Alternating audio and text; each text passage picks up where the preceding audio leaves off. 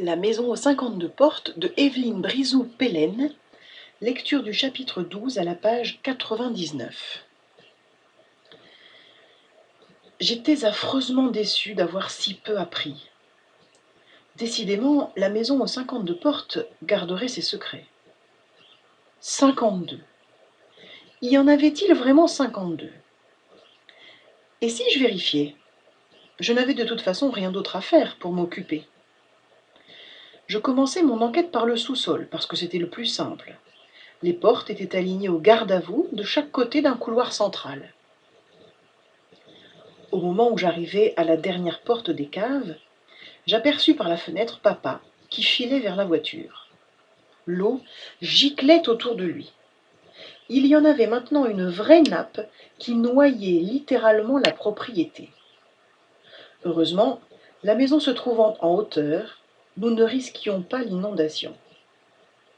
Papa courait, les épaules un peu voûtées pour se protéger de la pluie, et je me demandais soudain pourquoi on arrondissait ainsi le dos sous les intempéries. Pour se protéger le ventre? Est-ce que seul le ventre était important? Alors on aurait finalement un côté pile et un côté face, et le côté pile, le dos, on s'en ficherait, juste parce qu'on ne le voit pas? À quoi ça sert, le dos? À s'appuyer, à s'allonger, juste une armature en somme. Le côté face assure notre survie, respirer, manger, voir, sentir, échanger avec les autres en parlant, en souriant, en grimaçant, en embrassant, en donnant des gifles ou des coups de pied. J'en étais là de mes cogitations, lorsque je vis mon père ressortir de la voiture et reprendre sa course vers la maison. Je remontai. « Eh bien !» s'exclama-t-il tout essoufflé en retirant son ciré. « J'ai entendu la météo à la radio de la voiture, il fait beau partout !»« Ça veut dire que le soleil ne va pas tarder à se montrer !» s'exclama maman, pleine d'espoir. « Ma parole, on a un microclimat ici !»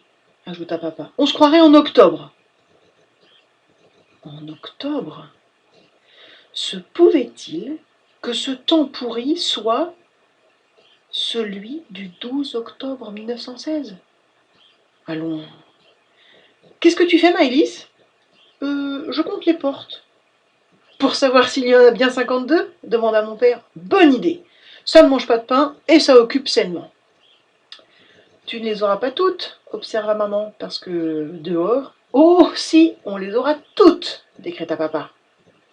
Je remarquai qu'il avait dit « on » et se considérait donc comme partie prenante dans cette affaire. Il saisit de nouveau son ciré, qui goûtait encore sur le carrelage, et décréta « Je vais compter celles de l'écurie, de la buanderie, du bûcher, de l'appentis. » Il sortit. Moi, mon carnet et mon crayon à la main, j'entrepris de vérifier le rez-de-chaussée. « 7 !» lança mon père, en faisant une réapparition tout aussi dégoulinante dans le hall. Et, tandis que j'ajoutais 7 traits sur ma feuille, il annonça « Maintenant, je vais voir le grenier et les chambres de bonne. » Il me paraissait excité comme un gosse. Lui aussi, finalement, il aimait bien jouer au mystère. Je déclarai, moi, que j'allais m'occuper du premier. Les chambres, je les connaissais déjà. La disposition était la même que pour les caves, avec une porte donnant sur le couloir, à l'exception des pièces du bout, où on ne pouvait entrer qu'en venant de la chambre voisine. Je comptabilisai ma chambre en dernier. Elle était simple, et aucune autre porte n'y ouvrait. Je m'assis sur mon lit pour faire les additions. J'arrivai à 33. C'est en relevant les yeux que je vis soudain l'armoire en face de moi. Une armoire superbe et bien cirée. Ce fut très bref. L'instant d'après, il n'y avait plus rien. J'expirai une petite bouffée d'air pour évacuer l'émotion.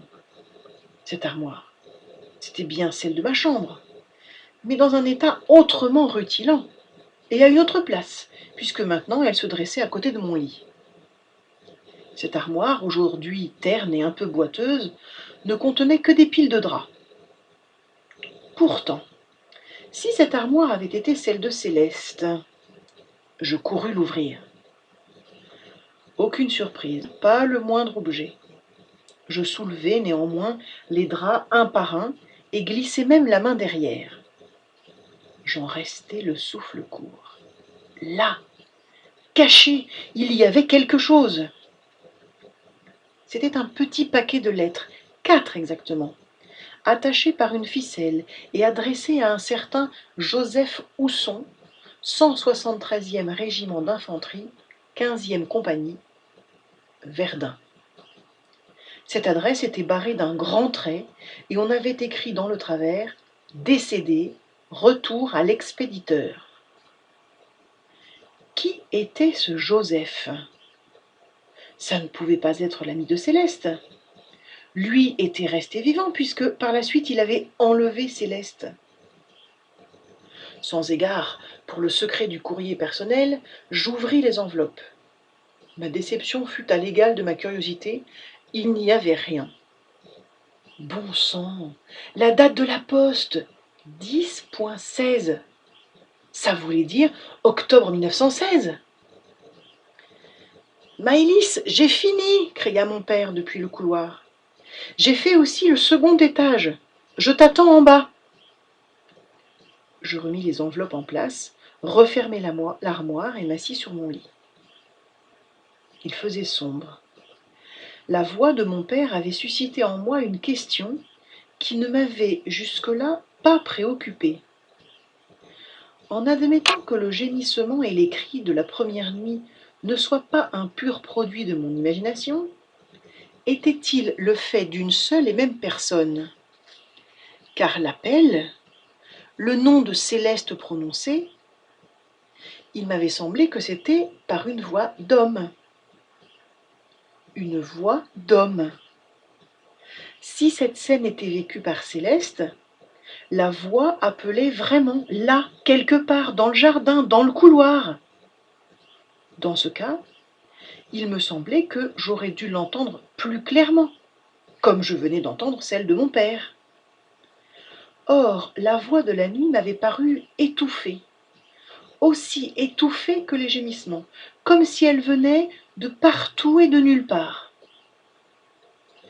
Je n'avais aucune réponse, à rien. Je repris mon bloc de papier et descendis rejoindre mes parents. Papa racontait qu'il avait eu un peu de mal au grenier, où il n'avait d'abord trouvé que 2 portes. Ce n'est qu'en enjambant des vieilles malles et en se battant contre des toiles d'araignée qu'il avait découvert 2 autres réduits. Avec les portes des chambres de bonne, ça faisait 8. « Si on veut faire l'inventaire là-haut, s'exclama-t-il, il y en a pour des années. Au second, tu ajoutes 10 portes. » Je comptais et recomptais. Rien à faire. 33 plus 18, ça ne fait que 51. 51 portes. On a dû en rater une quelque part. Maman soupira. Je crois qu'elle se moquait complètement des portes. Elle regardait dehors. J'espère que les éclaircies sont pour bientôt. Quelle heure est-il? 4 heures. Et on n'y voit pas mieux qu'à 8 heures du soir. Et puis il me prend des envies de yaourt et de framboises. Il y en a au potager, fis-je remarquer. Quel potager? Je mesurai aussitôt ma bêtise. Quel potager? Répétai-je, le temps de chercher une idée. Celui de la maison, évidemment. Toutes les maisons avaient un potager autrefois. Bon, c'était une blague. Décidément, vous avez perdu le sens de l'humour. Sur le moment, mes parents ne répondirent pas. Je les sentais mal à l'aise. Tout était de ma faute. Il fallait que je fasse très attention. Enfin, pour détendre l'atmosphère, mon père s'écria. « Le pire, c'est qu'elle n'a pas tort. Il y avait un potager autrefois, de l'autre côté de ce qu'il reste de haie, derrière la maison. » Pour achever de tout ramener dans l'ordre, je précisai. C'est exactement ce que j'ai lu dans un roman qui se passe au début du siècle, sur un domaine de ce genre. Il y avait un bûcher, une buanderie, un potager, des greniers pleins de mystères, une écurie. J'étais assez satisfaite de mon invention, qui gommait d'un seul coup, toutes mes maladresses passées, présentes et à venir. J'ajoutai même pour enfoncer le clou. Dans 100 ans, quand les lecteurs liront les romans d'aujourd'hui, ils diront, sans les avoir jamais vus de leurs yeux, Les appartements étaient petits, avec généralement 2 ou 3 chambres, un salon salle à manger, une cuisine avec un évier à 2 bacs, une machine pour laver le linge et une pour la vaisselle, un vide-ordures, une cuisinière, un four à micro-ondes et puis une salle de bain, des WC. Je n'étais pas sûre d'avoir raison d'insister là-dessus. Mes parents étaient loin d'être idiots, et trop de justifications ne pouvaient que me nuire. Heureusement, ils étaient déjà préoccupés par autre chose. À propos de WC, interrompit maman, ceux-ci sont à la turque, ce qui n'est pas mal pour l'instant, compte tenu du manque d'eau, mais j'aimerais bien qu'on les remplace par un système à cuvette.